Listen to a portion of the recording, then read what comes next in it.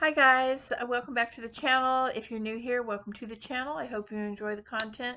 Today is just sort of like a blah blah blah kind of day. I am actually sitting upstairs in the devotion room. This is my meditation journey space in this corner. Very simple. I don't like a bunch of stuff around me when I'm trying to do that. Um, so I'm upstairs because a couple reasons. One, it's supposed to rain today, which it hasn't yet, but whoo, it's humid out there. So I didn't want to go over and start getting, you know, started in the witch cottage. So I just decided to do it here, and normally I do it in the other corner. Um, but we had ritual. Today's Tuesday, so we had ritual on Sunday. It was the dark moon. It was Hecate's Depnon, and we also decided to celebrate the summer solstice, which really wasn't the summer solstice, but it was. um, you would have had to be there. Anyway, so all of that stuff from ritual, it's spread out all over here, upstairs. It's downstairs on my dining room table, and so the only place I could find that was like halfway clean and not messy was this corner. Um, so and and I had some content that I was going to share, and I'm not doing it today. I mean, look at my hair. I was outside trying to do some yard work. It's so hot and humid and sticky, and I stuck my head. I leaned down, it came up, and it pulled my buns all to pieces. I'm like, whatever. So anyway, yeah. So here I am. What you see is what you get. So I thought what I would do, because I'm just, like I said, I was too worn out to do the other video that I want to do. Um, so I'm just going to do this. I get a lot of people that ask me about either here on YouTube or Instagram. I get people asking at the store at my shop. Um, Kind of about my tools, like what tools do I use, and what are my favorite tools and all of that. Well, I mean, it depends. It depends on what I'm doing, right? I mean, if I'm doing ritual, and what kind of ritual I'm doing. If I'm doing spell work, what kind of spell work am I doing? That sort of thing. I don't really have, therefore, a special tool. I have my athame, my blade. Some people call it an athame. I call it an athame. I do have that. It's only special because I've had it for 20 years.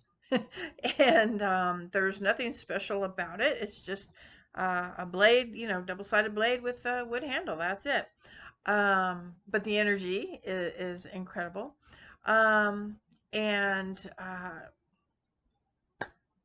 Ta-da!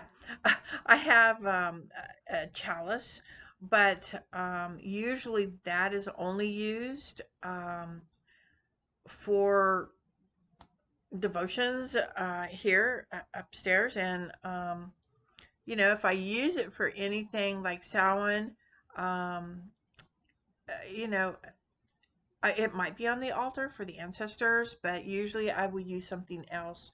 That chalice is sort of dedicated to my deities. So I don't have a wand. I don't own a wand.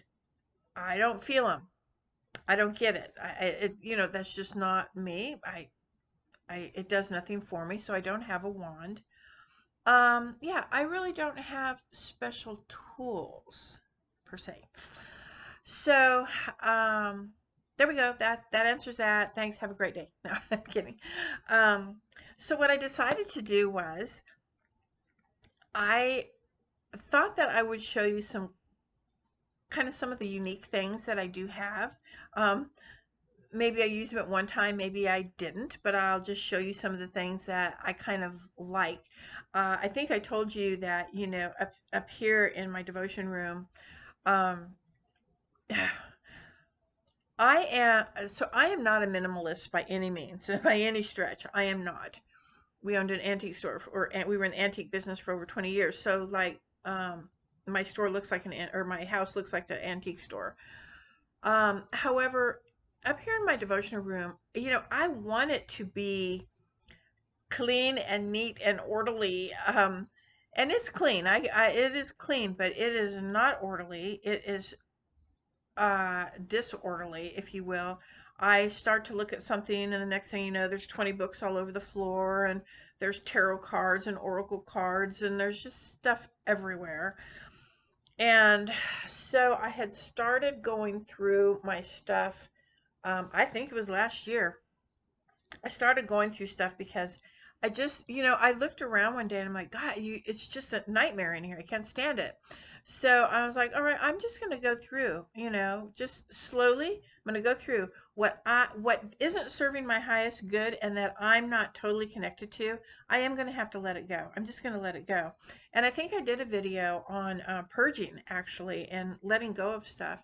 And that's a hard thing to do, especially when it comes to our spiritual items, right?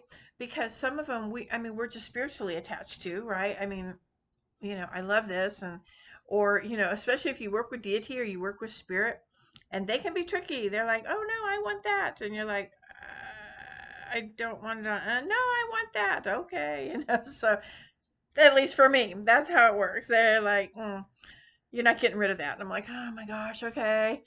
So, but there are a lot of things. People gift you things, you get gifts, and it's great. Or you buy things and then you realize, what did I buy that for? I don't really.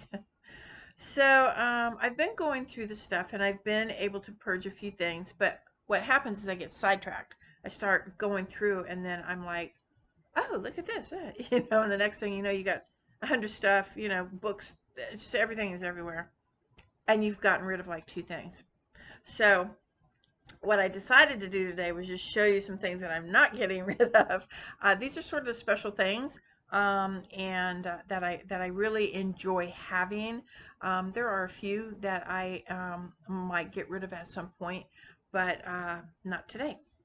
So the first thing, as you know, I'm a Reiki master teacher, and I don't really, I don't know if Reiki. I haven't been able to figure it out. I think for me, I think that Reiki, it's either on the downswing, which would be really, really sad. But I think more than that, I think more and more people are getting attuned to Reiki so that they can do Reiki on themselves and do Reiki on their family members or their pets, their plants, whatever, as opposed to paying someone for every single session, like, oh, I'm just not feeling right, I need a Reiki treatment, and then they go and they got to pay the money because look, I'm trying to make a living.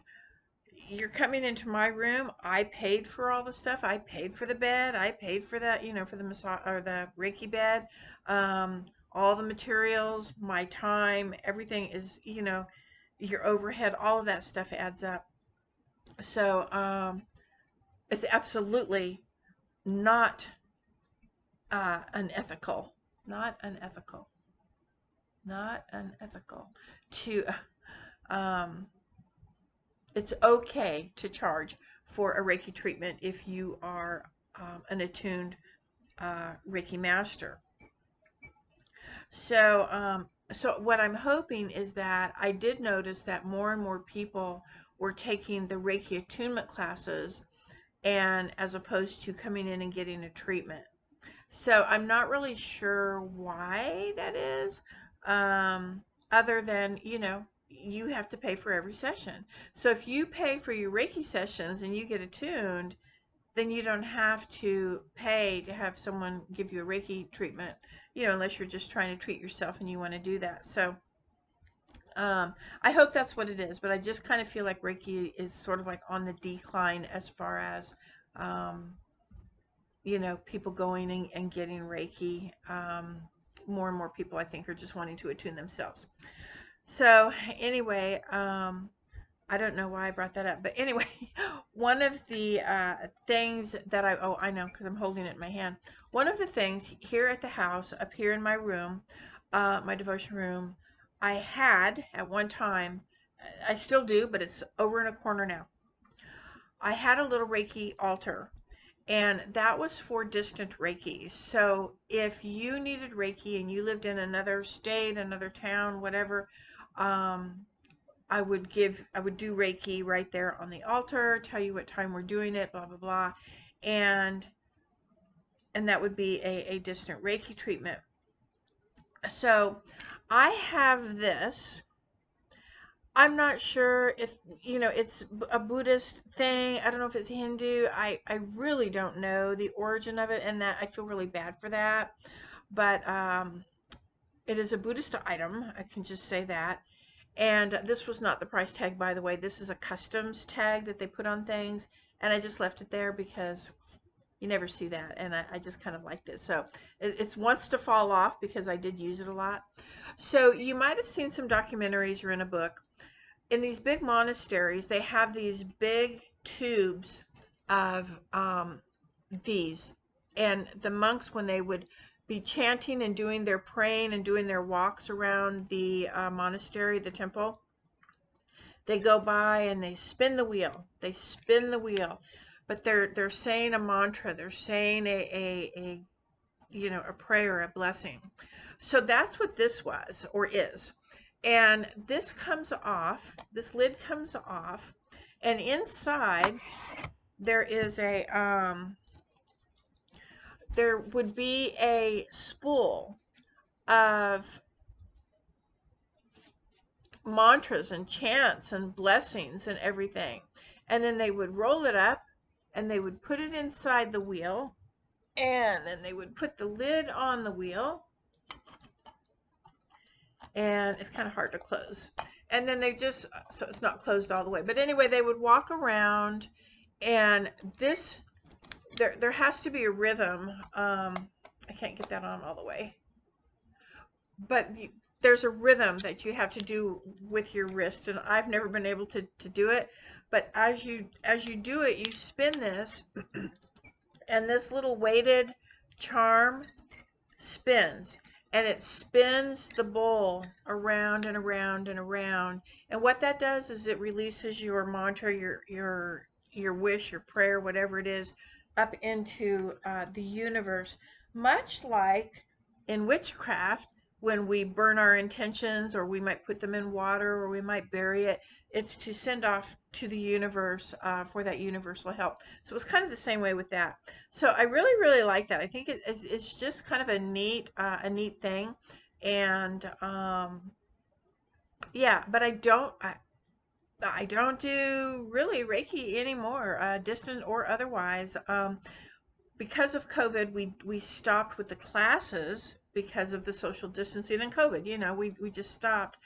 So and we just haven't picked it up yet. So I'm hoping next year, 24, that we will at least start up again with the classes, because, even if Reiki is on the downfall as far as people going and paying for a treatment, I would rather give you a class and have you be Reiki, and so that you could spread that to wherever. So another thing that I really like, I got this at, believe it or not, I got it at a thrift store. I'm a big thrift store person, yard sale person, and I know being pagan and Wiccan and a witch is kind of bizarre, but this is a. Do you see the cross on it? It's on both sides. This is an antique holy water uh, jar. At first I thought it was a candle holder, but it's not. Yeah, so they would put the water in there. I'm not sure what the lid was, or how it worked, but that is what I was told by someone who was, I believe they were Catholic, and said that that is what they would put the holy water in. And how it was used, I have no idea, but um, like $2 at the thrift store. I love it. I love it. The other thing that I have that this is I love this so much, and again, no offense to anybody, this might not be like the proper thing that you want to see, but um I just love it. I absolutely love this. Again, I got it at a thrift store. I probably paid $3 for it. So I'm going to show you.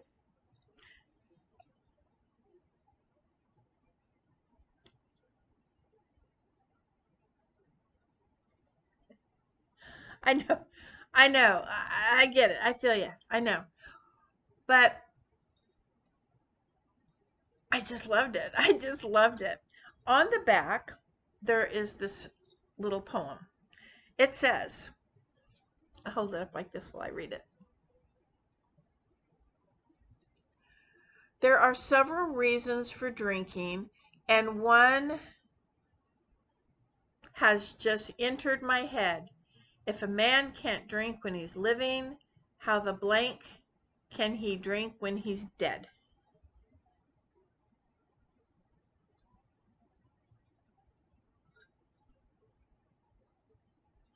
I just loved it. It is Carlton Carlton Ware, I believe is what it says. Registered trademark, made in England.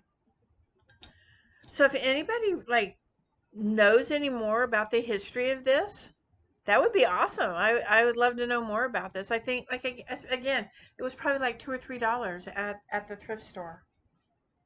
You know, I love that. The other thing that where do I go? Where do I go? Okay, I will show you this first, so I can get that out of the way. All right, this is a staff.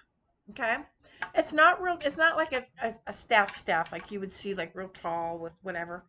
It's more like a walking stick. There we go. It's more like a walking stick. The wood is ebony. And I got this at an auction because, you know, we had a antique store for about 20 years altogether. And I'm going to have to move the camera just, well, let me see if I can do it like this. Oh, yeah, I can. All right. So at the top of it is this face carved out. You can see,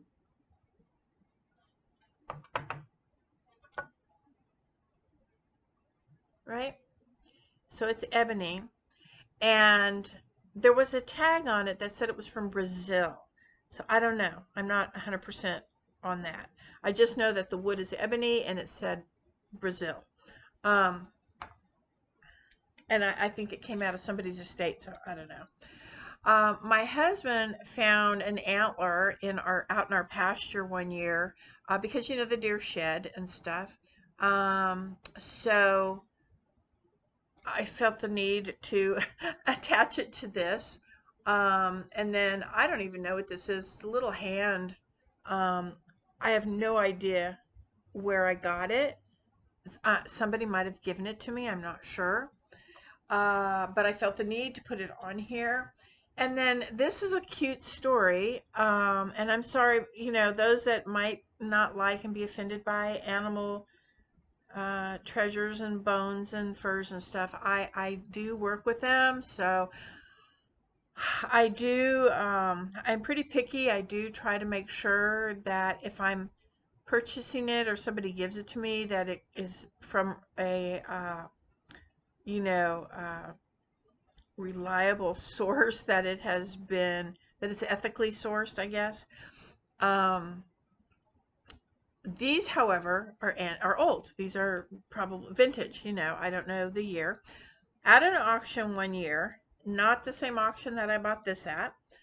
And I went to go pay for my stuff and I came back and on my chair were these two little, I don't know if they're minks or what they are, little tails.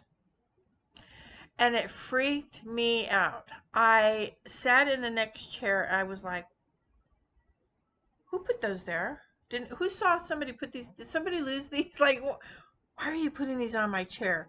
I was a little like looking around, going, okay, witch, where are you? You know, who's here? Who's trying to curse me? But then at the same time, I thought, you know, I'm going to who's the bigger witch here? and I'm going to take them because I do work with animal skin and bones, and so I'm going, or fur, sorry, fur and skin too, reptile anyway, snake skins and stuff. I'm going to take it home. I'm going to cleanse and send a a blessing of gratitude and remove if there was some kind of, I didn't feel any negative energy, to be quite honest with you. I didn't feel any kind of baneful at all, but just to be safe, gave some gratitude and asked that it work to my highest good, and was, thankful for it. And then, of course, I felt the need to put it on my staff, so, or walking stick. I call it a staff. I don't know why. But anyway, that is one of my favorite things. All right, the other thing, and I do use that. I use that at ritual, mostly at Samhain, or if I'm working an ancestor ritual, is when I use that. I don't use it just walk around the woods in. I don't use it for every ritual. It's just when I'm working deep work, excuse me, deep working with ancestors. So, okay, I did get this at an auction, another auction. um, this is a broom. It's a besom, and it's made out of this vine. We have these twisty vines here, and they'll just wrap themselves around the limbs. They kill the poor trees, and but if you can cut them down, they and dry them, they're freaking awesome, right? And this is huge. Like, look, this is look how big that is. I can't even get my hand around that. That's huge. It's really big. Very, very nice. It's pretty heavy. And then this is why I had to have it. They carved like this green man or druid or wizard into the besom. And when I saw it, I was like, I'm getting that. And because I don't know. I mean, if I was an antique dealer, even if I wasn't pagan or whatever, um, like what a cool piece, right? But nobody wanted to bid on it, and I got it for like $10, $15. Can you believe that? And it's big. It's big. I love it. It's heavy. I do not use a besom. I don't sweep away energy or any kind of thing like that. That's just not how I work. I cleanse my area, but I don't use a besom.